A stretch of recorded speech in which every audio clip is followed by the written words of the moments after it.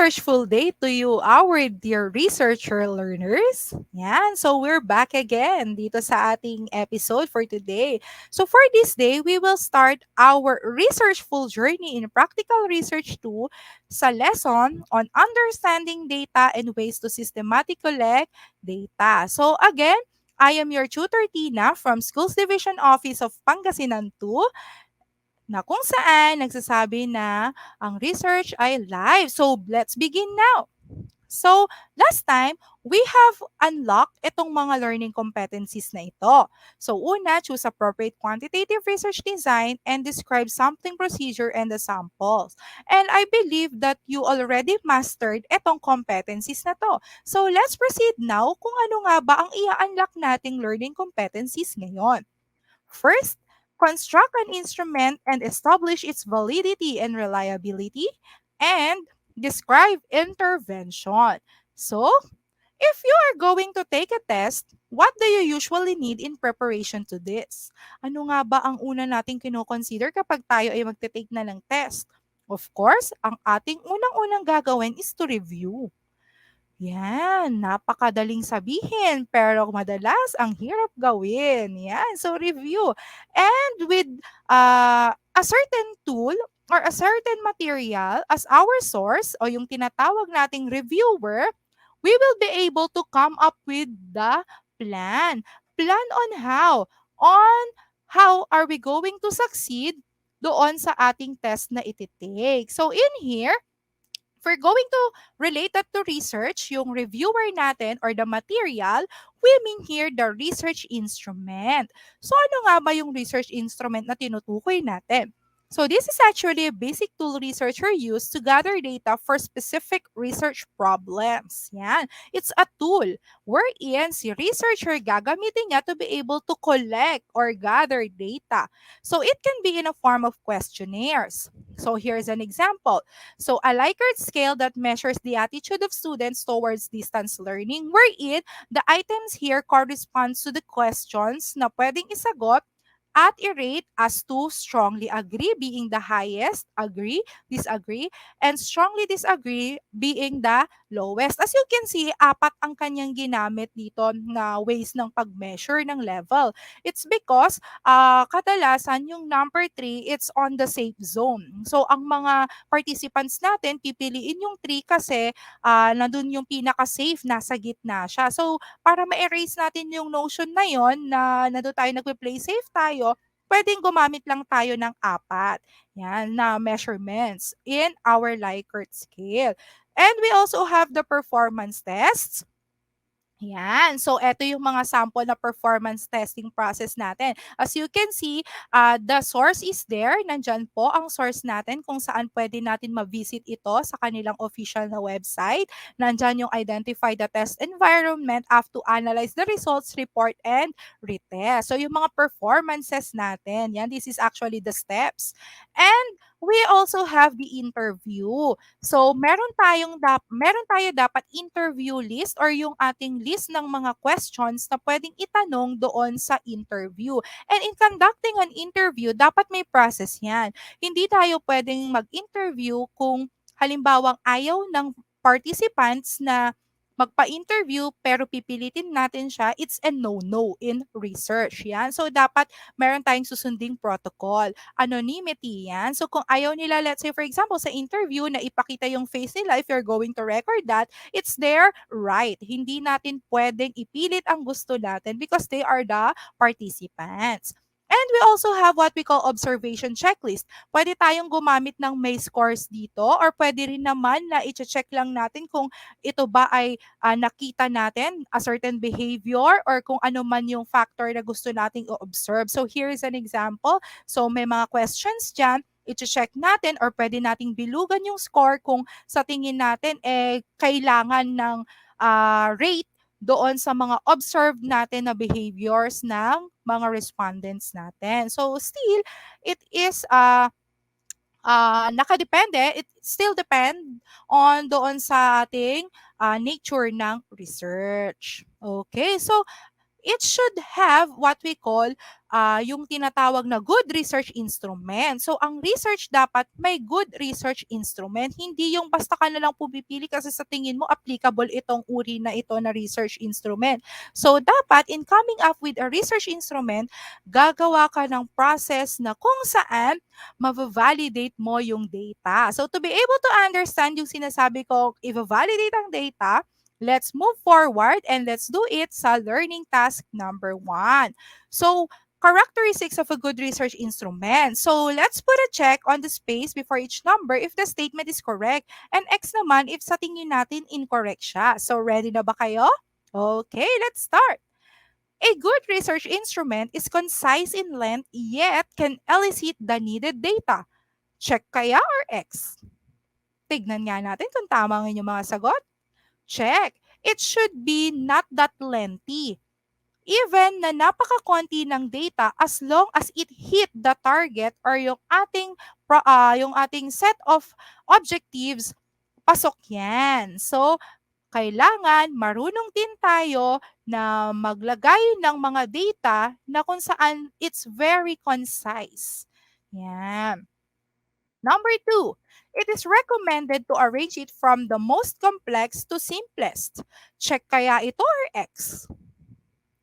X. Bakit kaya X? It should not be from most complex to simplest. It should be the other way around. Kumbaga sa nature ng test, kung kayo ay mag-take ng test, di ba, mas maganda yung madali muna before yung mahirap. Rather yung mahirap agad yung mga questions, then pasimple ng pasimple. Kumbaga parang binuhos mo na lahat sa unang part, then sa dulo pala medyo easy-easy na lang. Yan. So, kailangan baliktarin natin. Dapat yung easy muna before tayo doon mapunta sa most complex. Yung continuity niya, yung flow niya is better. Okay, number 3. The instrument should pass the test of validity and reliability to get more appropriate and accurate information. Check or X? Oh, it's check. It's because kailangan talaga na mapas ng ating research instrument ang validity at reliability test. This is what I'm talking about a while ago.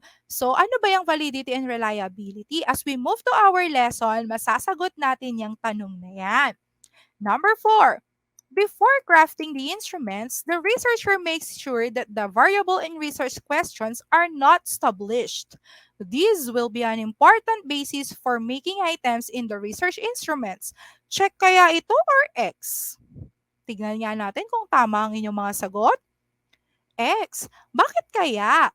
Because as you can see there, meron tayong word na not. It should not be established, sabi dito. But it's the other way around. Kailangan we make sure na ang variables natin at ang research questions natin ay na-established. Meaning to say, it undergone the validity and reliability test or kung tayo man ay nag-adopt ng research instrument, dapat sa isang established na research. Hindi yung basta lang tayo magka-come up sa questions, it's because sa tingin natin appropriate siya doon sa research natin. So, hindi tayo pwedeng basta na lang mamili. Meron tayong process na sinusunod because we are talking about research. And research, as you know, we are dealing about the facts. Yan. Or yung katotohanan. Okay, good job.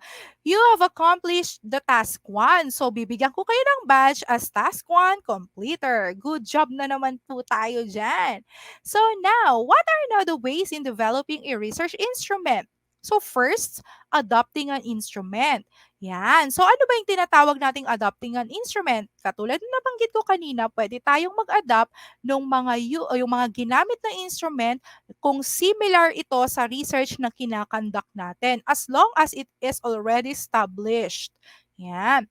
So, next, modifying an existing instrument. Pwede sigurong i-adapt natin but we need to modify.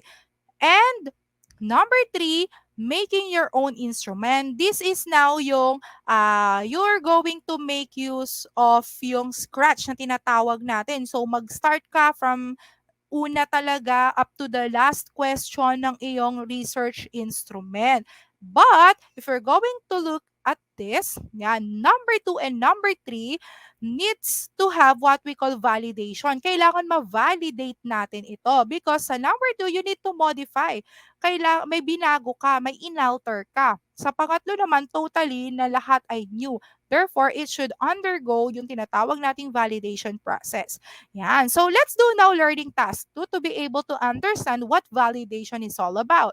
So, in here, you need to choose the types of validity of instrument by writing the letter of your choice from the given choices. So we have letter A, face validity, letter B, predictive validity, and letter C, construct validity, letter D, concurrent validity, and letter E, content validity.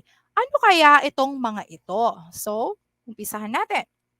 For number 1, it is also known as logical validity.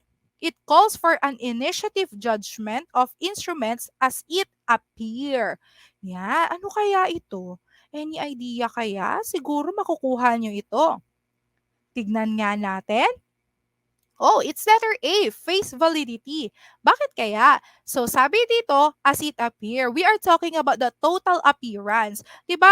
Kadalasan sa tao, ganito tayo. So pag nakita natin yung mismong appearance ng test questions, masasabi natin, oh, it's valid. Oh, it targets the objectives. Oh, andito lahat ng mga ni-review ko.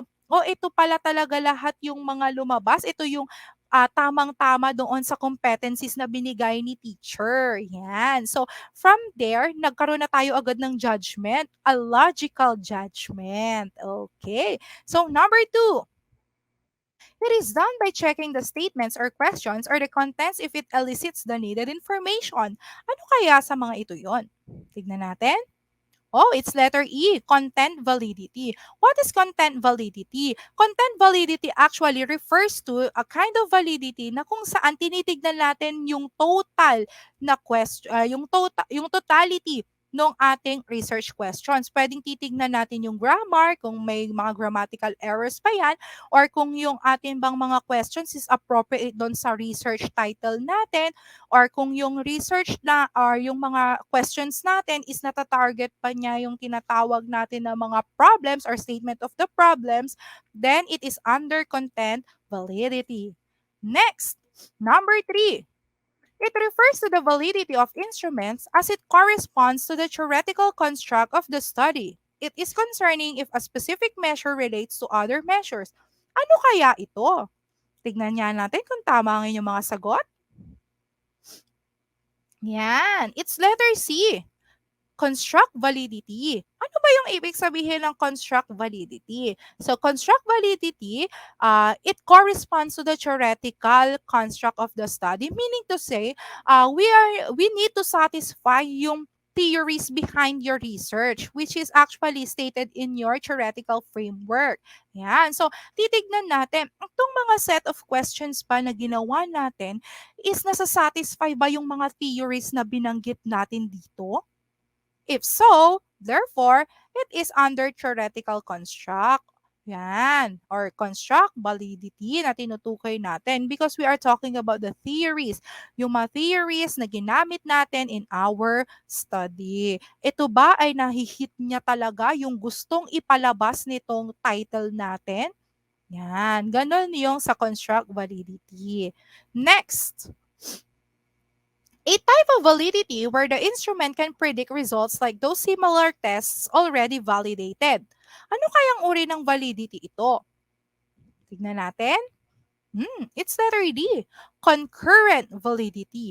Ano kaya ang ibig sabihin ng concurrent validity? So sabi dito, similar tests already validated. Let's take the National Achievement Test as an example. Yan. So as you can see, yung mga test questions na doon sa ating test paper sa NAT or sa National Achievement Test, nag-undergone niya ng napakaraming validation. And it's kung gagawa ka, halimbawa ng another test questions na for not ulit, Yan. Pwede nating gamitin yung tinatawag nating concurrent validity kasi nagkaroon na tayo ng validated na test na yon, yung questions na nandoon. Gagawa lang tayo ng similar test doon sa specific type of test na yon. So, pwede nating gamitin ang tinatawag na concurrent validity from the term concurrent. Yan. So, already validated na or similar doon sa previous. Okay. Next, a type of validity where the instrument can produce results similar to those tests that will be employed in the future. Yan, siguro naman makukuha nyo ng tamang sagot dito dahil napakahuhusay nyo. Tignan natin kung tama ang inyong mga sagot. Oh, it's letter B, predictive validity. Ano kaya ang predictive validity na tinutukoy natin? From the term predict. Yan. So, pwede natin sabihin na nape-predict na natin o it will happen in the future. So, in here, pwede nating gamitin halimbawa yung mga tests ngayon na pwede pa rin nating gamitin sa susunod. So, balik tayo doon sa example natin sa National Achievement Test, di ba? Pwede nating gamitin this school year and then pwede rin nating gamitin sa susunod pa kaya ang pwede nating gamitin na validity doon ay predictive validity. So siguro may imo-modify tayo doon or medyo may papalitan tayo or i-reshuffle natin siya or kaya naman is mag-add tayo or magpapalit tayo ng mga questions or some of the questions na pwede pa naman magamit in na ginamit na natin rather before. Yan. So, mag-undergone pa rin yan ng validity and that is now what we call predictive validity na uri ng validation.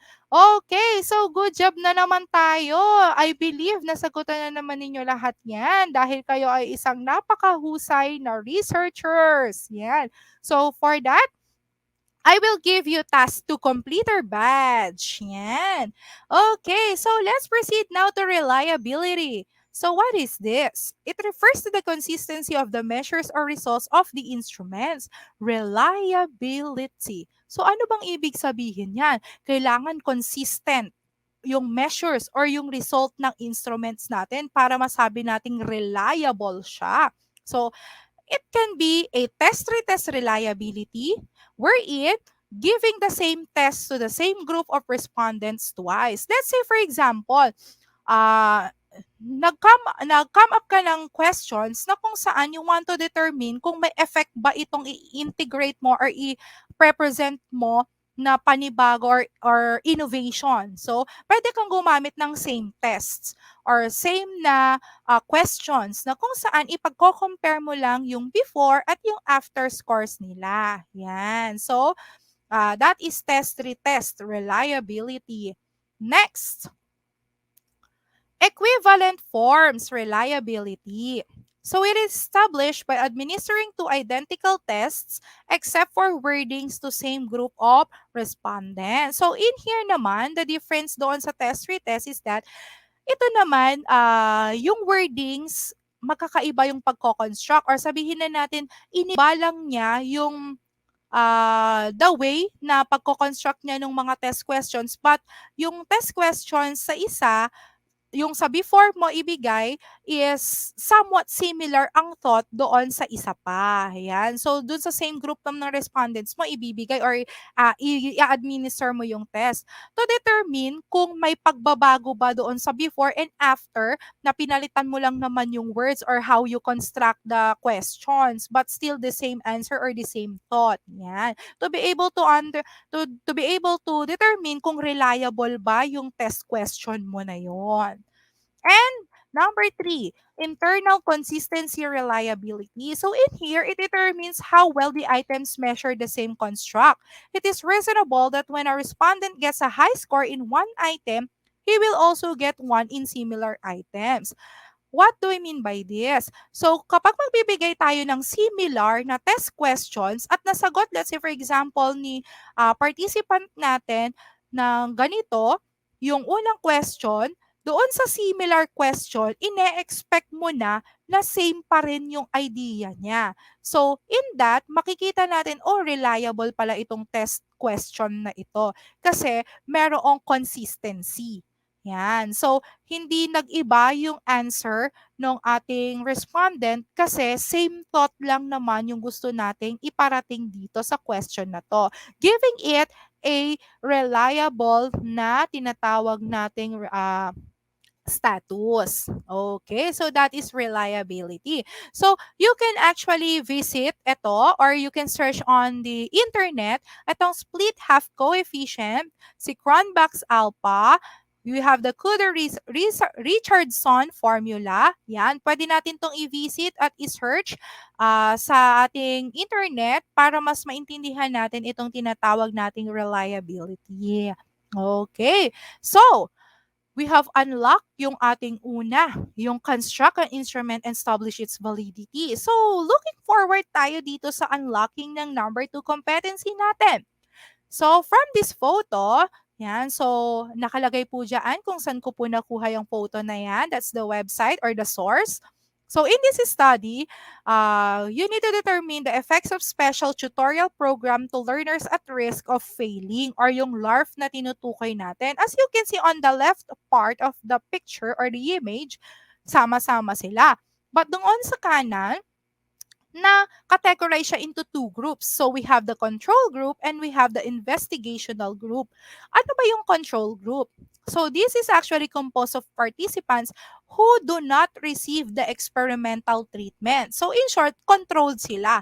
Hindi natin sa kanila ibibigay or ipaparanas yung tinatawag natin na experimental treatment. So, steady lang sila, nandyan lang sila. Wala silang matatanggap na panibagong treatment.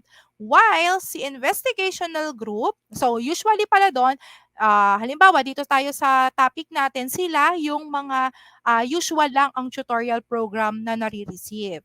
While dito sa pangalawa, investigational group, these are composed of participants who receive the experimental treatment. Sila yung tatanggap ngayon nung special tutorial program na ibibigay natin. So we are going to compare yung result doon sa hindi na expose doon sa special tutorial at doon sa na-expose sa special tutorial program. Is there a difference ba? Is there a significant difference between doon sa dalawang group?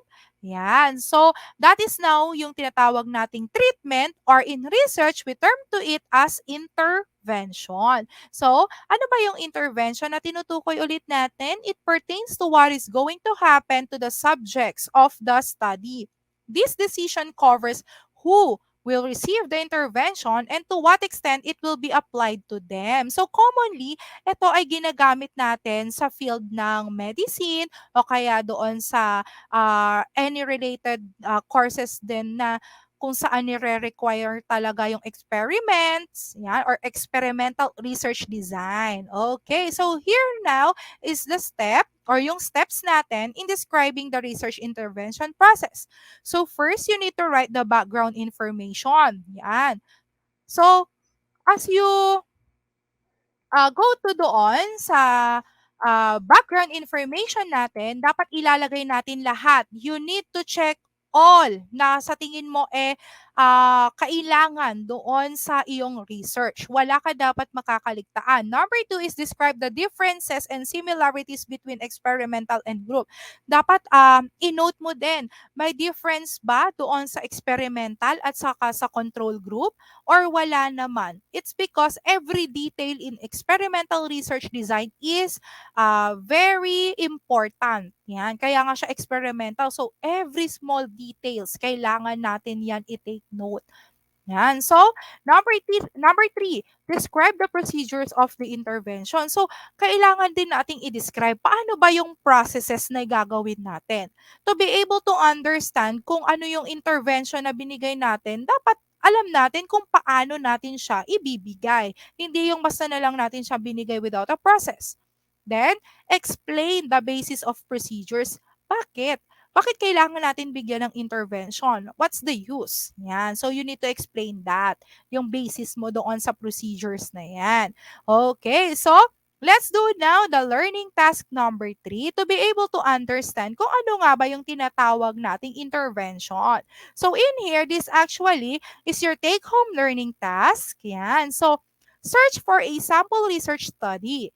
Distinguish now the procedure used in experimental or and control group. Use the table below for your answers. Yan. So, meron po tayong table dito, example 1. Ayan. So, ibibigay another example din. Ibibigay nyo po dito kung ano yung title ng research study, ano kaya yung research intervention na kinandak, procedure used in control group, at saka yung procedure naman sa experimental. Yan. So, pwede nating ilagay na lang sa module ninyo or pwedeng sa separate sheet of paper. Okay, so this is now your learning task number 3. Okay, so I believe na magagawa nyo ng tama yan. So good job kayo for that. And I will be giving you the badge already for task 3 completer because I have uh, seen your potential at nakikita ko na rin na kayang-kaya niyong gawin ang task number 3. So for that, good job kayo dyan. Okay, so na-unlock na natin ang ating second learning competency. And yan, papalakpakan. You deserve a virtual clap on your tasks for today. Okay, so here are the references. And again, here is your tutor Tina na nagsasabing upang ang kalaman ay maging siksik o maapaw at titik, tayo ay manaliksik. Okay, so again, makikita at mapapanood pa rin po ninyo ang ating episode sa DepEd EdTech Unit at sa DepEd Tayo official Facebook page and sa YouTube channel naman, DepEd Educational Technology Unit and DepEd TV. So kita-kits ulit tayo sa susunod na Biyernes and kada Friday yan. Okay, thank you. See you again.